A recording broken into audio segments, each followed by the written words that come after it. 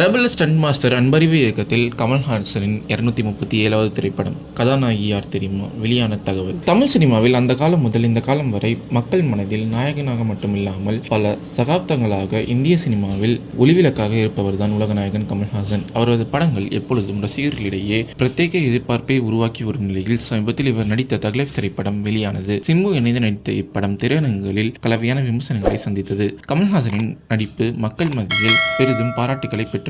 இந்த திரைப்படத்தை தொடர்ந்து கமல்ஹாசனின் 237வது திரைப்படம் குறித்து அறிவிப்பும் திரையுலகில். இந்த புதிய திரைப்படத்தை இயக்கப் போகும் அன்பறிவு மாஸ்டர் தமிழ் சினிமாவின் முன்னணி ஸ்டண்ட் இயக்குநர்களில் ஒருவர்.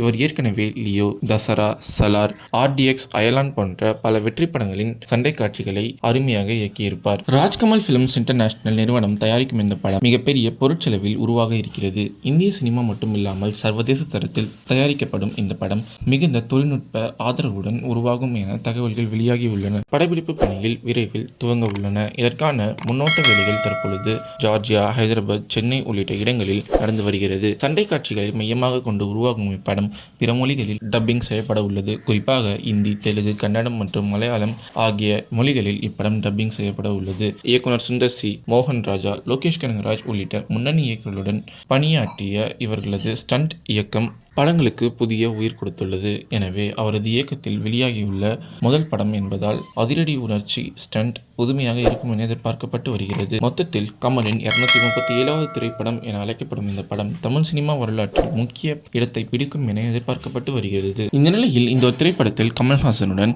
யார் ஜோடி சேர்ந்து நடிப்பார் என எதிர்பார்க்கப்பட்டு வருகிறது. உலகநாயகனுடன் இணைந்த கல்யாணி நடிக்கப் போவது உறுதியானால் இது அவருடைய கெரியரில் மிகப்பெரிய மைல்கல்லாக அமையும் என சொல்லலாம்.